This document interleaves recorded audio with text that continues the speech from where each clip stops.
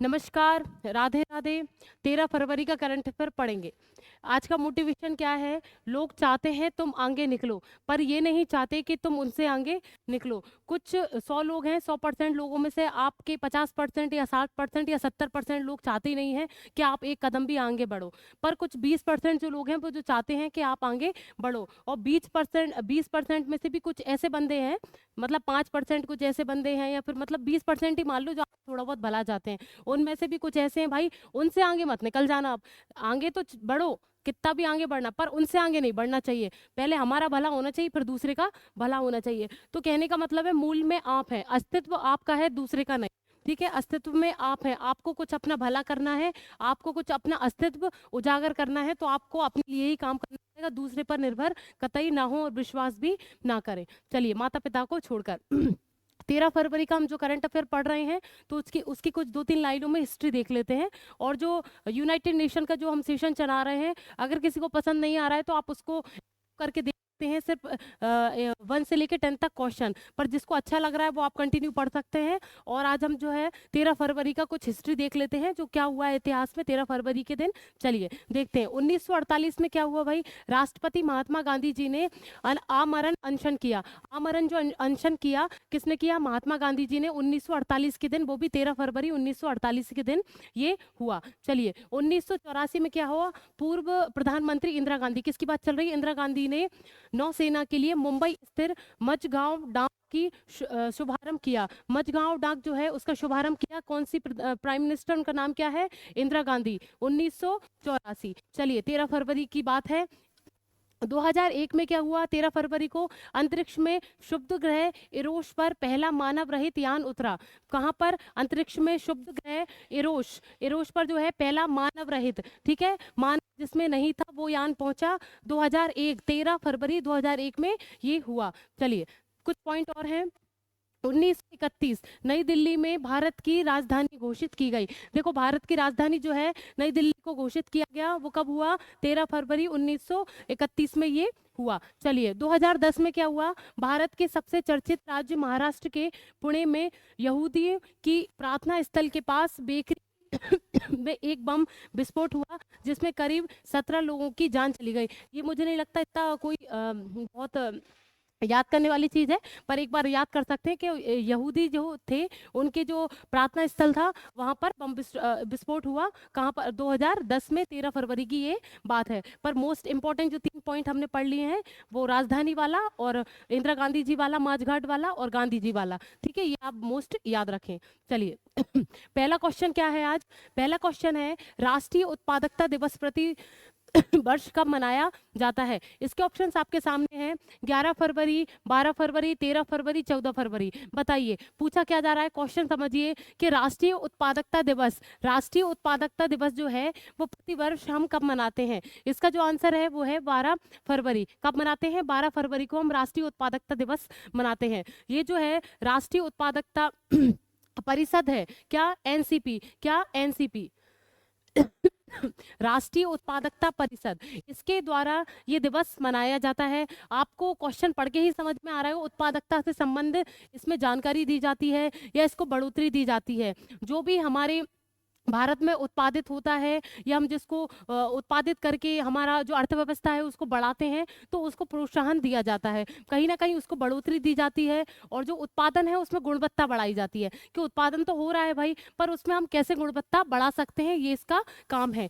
से भैया, कौन से दिवस का कार्य है ये? राष्ट्रीय उत्पादकता दिवस का ये कार्य है। और ये किसके द्वारा मनाया जाता है? एनसीपी, राष्ट्रीय उत्पादकता परिषद, ठीक है, राष्ट्रीय उत्पादकता जो परिषद है उसके द्वारा मनाया जाता है। और भाई, ये जो परिषद है, ये जो है वाणिज्य एवं जो उद्योग मंत्रालय है उसके तहत चलने वाला ये परिषद है। किसके तहत चलने वाला ये परिषद है? वाणिज्य एवं जो व्यापार मंत्रालय है उसके अंतर्गत चलने वाला ये परिषद है। कौन सा? राष्ट्रीय उत्पादकता परिषद। इसकी जो स्थापना हुई थी 1958, 1958 में इसकी स्थापना हुई थी, ठीक है। राष्ट्रीय उत्पादकता परिषद है, उसकी स्थापना हुई थी, और हम ये दिवस मनाते हैं 12 फरवरी को। चलिए, अगले क्वेश्चन की तरफ बढ़ते हैं।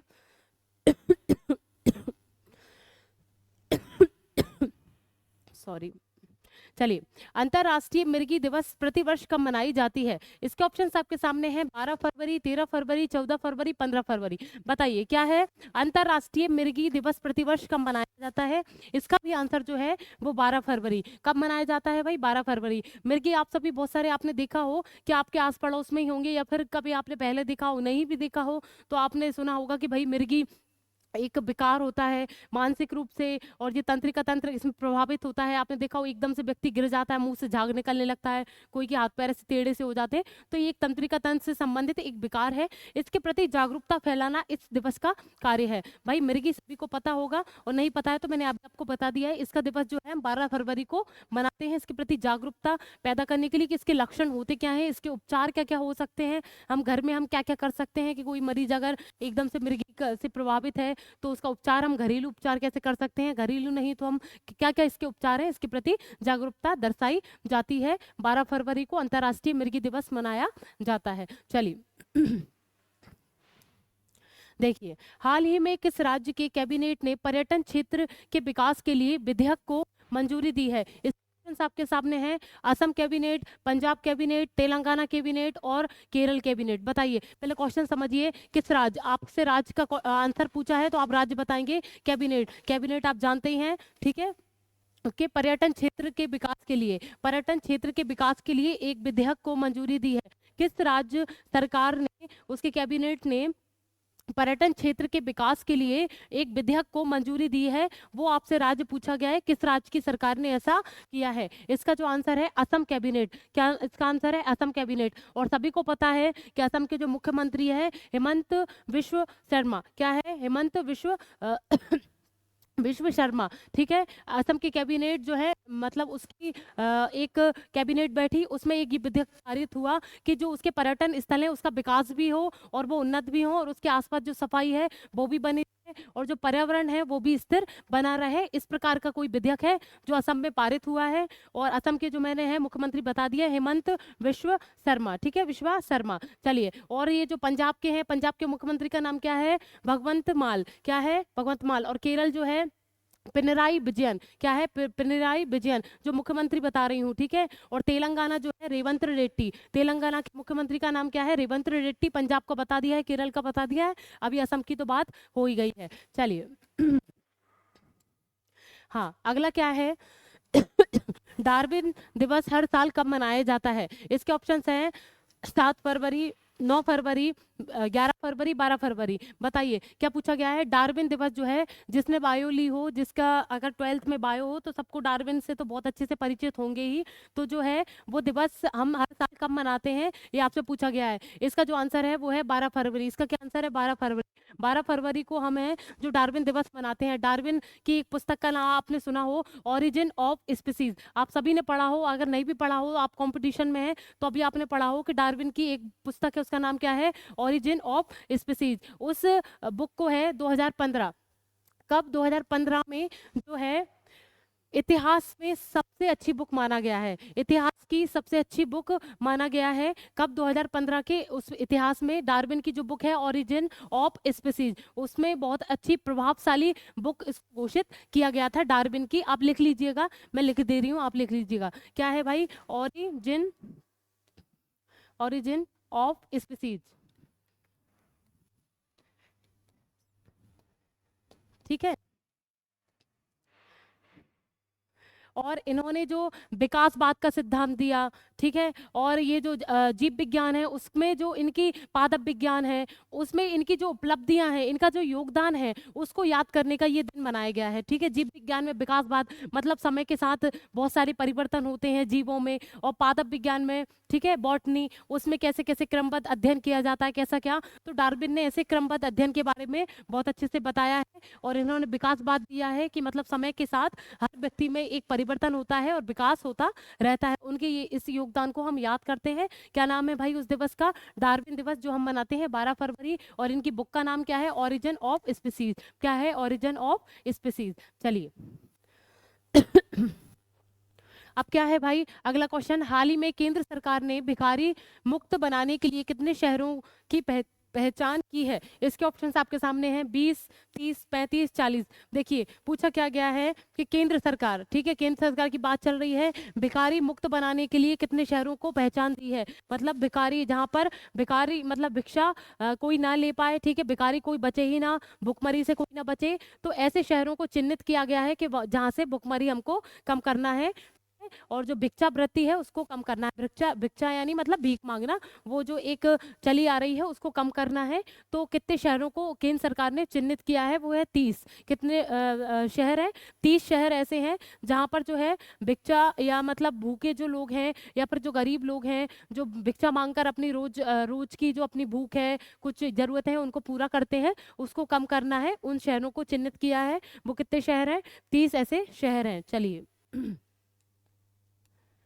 हाँ, अगला क्या है? हाल ही में भारत और ओमान ने मस्कट में कौन सी संयुक्त सैन्य सहयोग समिति की बैठक की है? इसके ऑप्शंस आपके सामने हैं 10वीं, 11वीं, 12वीं और 13वीं। बताइए। देखिए क्वेश्चन में दो तीन आंसर तो हम ऐसे पॉइंट हम बना सकते हैं। भारत और ओमान ने, भारत और ओमान, तो आप जो है इसमें आप बताएंगे जो इनका जो संयुक्त अभ्यास होता है वो क्या क्या होता है, कैसा होता है, आप सभी मुझे कमेंट में लिखेंगे। किसका भाई आंसर? भारत और ओमान के बीच में जो संयुक्त अभ्यास होता है उसके बारे में जितना भी आपको पता है वो आप सभी कमेंट में इंकित करेंगे। चलिए क्या है भाई? भारत और ओमान ने मस्कट में कौन सी संयुक्त सैन्य सहयोग समिति बैठक, ये भाई अभ्यास नहीं है, ये बैठक की बात चल रही है। कौन सी बैठक इन्होंने आयोजित की है? इसमें जो है भाई 12वीं जो है इनकी बैठक आयोजित हुई है। किस किस की? भारत और ओमान की एक बैठक आयोजित हुई है। तो स्वाभाविक सी बात है ये संयुक्त रूप से आयोजित हुई है, ठीक है। इसमें किस किस चीज पे बात होगी?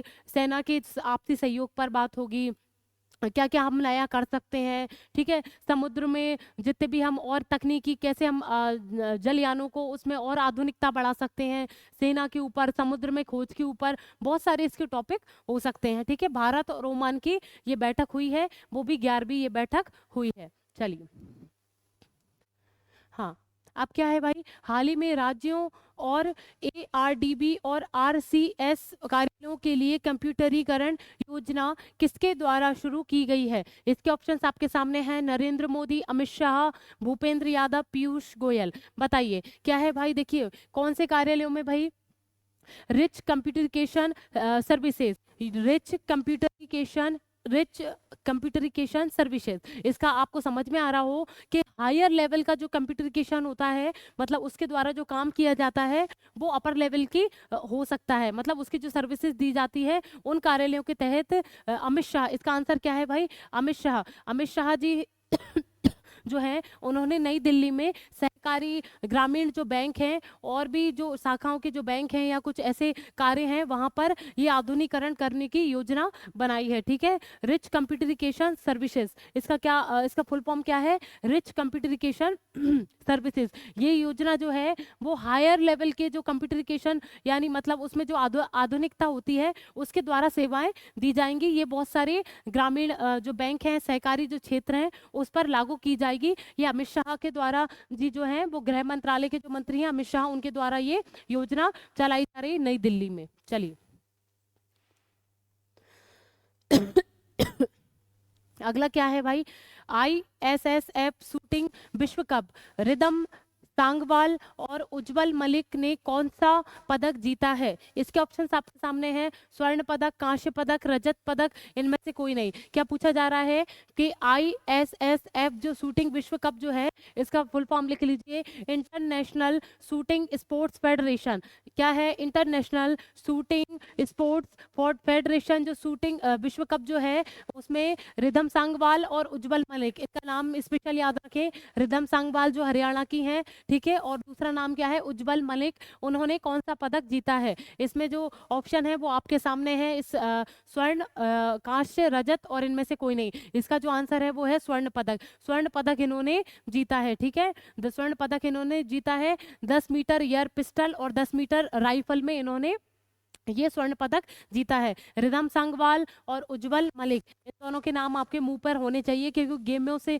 संबंधित बहुत सारे जो हैं आपके पास क्वेश्चन आते हैं। गेम से संबंधित तो बहुत सारे क्वेश्चन आपको मिल ही जाते हैं। तो रिधम सांगवाल और उज्जवल, इन दोनों को आप स्पेशल याद रखें। इन्होंने जो है स्वर्ण पदक जीता है, स्वर्ण पदक इन्होंने जीता है। ये जो विश्व कप जो है, क्या नाम, इंटरनेशनल शूटिंग स्पोर्ट्स फेडरेशन जो है, ये ओलंपिक में होने वाले शूटिंग, जितने भी गेम से संबंधित जो गेम होते हैं उनको होल्ड करता है, और जो ओलंपिक भी गेम नहीं है उनको होल्ड करने का ये काम करता है। और इन दोनों ने स्वर्ण पदक जीता इसमें है। चलिए अगला क्वेश्चन क्या है। अगला क्वेश्चन है, हाल ही में वैश्विक भ्रष्टाचार सूचकांक 2023 में 108 देशों की सूची में भारत किस स्थान पर रहा है? इसके ऑप्शन आपके सामने हैं, 54, 78, 93, 110। ठीक है। ठीक है, इसका जो आंसर है वो आप सभी बताएं। क्या पूछा गया है? वैश्विक भ्रष्टाचार सूचकांक जो है 2023 का, कौन सा सूचकांक है? 2023 का है। और 108 जो देश हैं उसकी सूची में, 108 देशों की सूची में जो है वो भारत कौन से स्थान पर है, ये आपसे पूछा गया है। इसका जो आंसर है वो है 93। इसका क्या आंसर है? 93 जो नंबर इसको मिला है। मतलब भ्रष्टाचार में जो है 108 देश शामिल हुए उस सूची में 108 देशों ने भ्रष्टाचार किया भाई। तो उसमें जो हमारा जो नंबर आया भारत का, वो आया है 93। तो कहीं ना कहीं ये बहुत गंभीरजनक स्थिति है हमारी। 93 कम से कम 100 से उधर तो जाना ही चाहिए था। तो ये जो हम 93 नंबर पे आए हैं। चलिए ठीक है, भ्रष्टाचार आप सभी जानते ही हैं, घूसखोर जो किसी भी विभाग में हो, घूसखोरी बहुत चलती है। तो चलिए, तो क्या है भाई, अगला क्वेश्चन क्या है, और लास्ट क्वेश्चन है ये, हाल ही में भारत में हिम तेंदुआ की स्थिति रिपोर्ट किसने जारी की है? इसके ऑप्शंस आपके सामने हैं, भूपेंद्र यादव, अमित शाह, सर्बानंद सोनोवाल, अरविंद केजरीवाल। बताइए इसका आंसर। पूछा क्या गया है? भारत में हिम तेंदुआ की बात चल रही है। हिम तेंदुआ के बारे में जितना भी इतिहास है आप सभी कमेंट में लिखेंगे, ठीक है? आप सभी कमेंट में इसके बारे में लिखेंगे, हिम तेंदुआ के बारे में। तो स्थिति जो रिपोर्ट है किसने जारी की है? ये ऑप्शन आपके सामने है, भूपेंद्र यादव, सर्बानंद सोनोवाल, अमित शाह, अरविंद केजरीवाल। अगर आपको पता है किस मंत्रालय के मंत्री कौन है तो आप आसानी से आंसर दे सकते हैं, भूपेंद्र यादव। भूपेंद्र यादव जो है वो पर्यावरण एवं जलवायु परिवर्तन के मंत्रालय जो है, उस मंत्रालय के मंत्री, उनका नाम क्या है? भूपेंद्र यादव। सर्बानंद सोनोवाल को आप सभी जानते ही हैं कि आयुष मंत्रालय और पोत बंदरगाह और जल मार्ग के मंत्रालय के मंत्री। अमित शाह गृह मंत्री हैं, आप सभी को पता है। केजरीवाल के बारे में आपको हिस्ट्री पता ही है। चलिए, तो हिम तेंदुआ जो है उसकी रिपोर्ट जो है किसने जारी की है? भूपेंद्र यादव। ठीक है, भूपेंद्र यादव मंत्रालय मैंने आपको बता ही दिया है। चलिए, और हिम तेंदुआ के बारे में आप सभी कमेंट करेंगे। अब जो क्विज है कल का जो क्विज था वो क्या था भाई? 5 राज्यों में बीजेपी की सरकार, जो उसमें जो विधानसभा के जो चुनाव हुए थे 5 राज्यों में, उसमें से कौन कौन से राज्य में बीजेपी की सरकार है? तो वो उसका आंसर जो है वो आपके सामने है, राजस्थान, मध्य प्रदेश, छत्तीसगढ़, तेलंगाना। ठीक है, चलिए, और आज का जो क्विज है वो आप सभी आंसर देंगे। उसका क्या है भाई क्वेश्चन? ऑक्सफोर्ड डिक्शनरी द्वारा किस शब्द को वर्ड ऑफ द ईयर 2023 घोषित किया है? ठीक है, किस वर्ड को जो है 2023 में बेस्ट वर्ड घोषित किया है, ये आपसे पूछा गया है। वो भी किसके अनुसार? ऑक्सफोर्ड डिक्शनरी के अनुसार। आप सभी आंसर इसमें इंकित करेंगे। कल से हम यूनाइटेड नेशन का वो सेशन चलाएंगे, वो आगे बढ़ेंगे। जिसको पढ़ना है वो पढ़ सकते हैं, नहीं पढ़ना है तो आप स्किप करके पहले क्वेश्चन से 10वें क्वेश्चन तक करंट अफेयर आप आसानी से पढ़ सकते हैं। चलिए, इसी के साथ मैं विदा लेती हूँ। राधे राधे।